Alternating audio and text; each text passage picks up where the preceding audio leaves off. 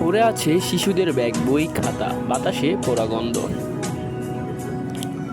উত্তরায় দিয়াবাড়ি এলাকায় উপস্থিত মাইলস্টোন স্কুল অ্যান্ড কলেজ এখন যেন নিঃশব্দ এক মৃত্যুপল্লী। প্রতিদিন এই সময়ে কোলাহল আর পড়ার শব্দ, মুখর ক্লাসরুমগুলি খালি শুনশান। বরণের করিডোরে নেই কোলাহল, শিক্ষকদের ছোটাছুটি, বাতাসে বাড়ছে পোড়া গন্ধ, পুড়ছে শরীর কিংবা কারো স্বপ্ন। স্কুল ভবনের সামনে ছড়িয়ে ছিটিয়ে রয়েছে শিশুদের বই, খাতা, ব্যাগ, জুতা, পানির বোতল, এমনকি কয়েকদিনের আঁকা ছবি।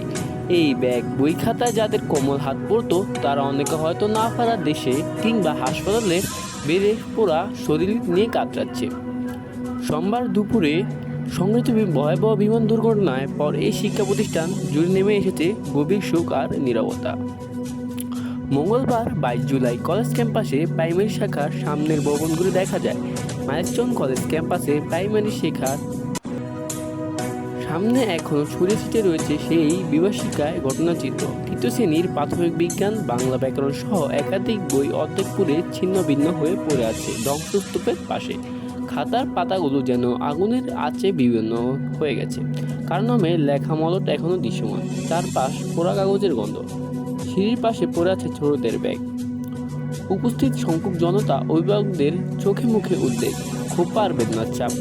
নাজনীন সুলতানা নামে এক অভিভাবক বলেন, এগুলো আমাদের সন্তানের বই।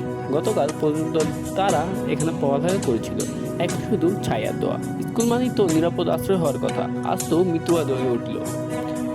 রফিকুল ইসলাম নামে একজন স্থানীয় বাসিন্দা, যিনি নিজে উদ্ধার কাজে এগিয়ে এসেছিলেন, তিনি বলেন, আমি ছোটদের আর্তনাদ শুনে দৌড়ে এসেছিলাম।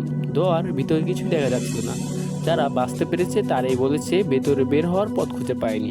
এর আগে গতকাল দুপুর 1টার পর রাজধানীর উত্তরা দুর্ঘটনার পর বাংলাদেশ বিমান বাহিনীর একটি যুদ্ধবিমান বিমানটি উত্তর মাইলস্টোন স্কুল অ্যান্ড কলেজের একটি ভবনে গিয়ে পড়ে এবং বিধ্বস্ত হয়।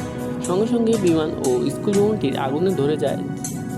যে ভবনে এটি বিধ্বস্ত হয় সেখানে বহু স্কুল পর্যায়ে শিক্ষার্থী ছিল, যাদের বেশিরভাগই হতাহত হয়েছে। Mohammad Faiz, Time news.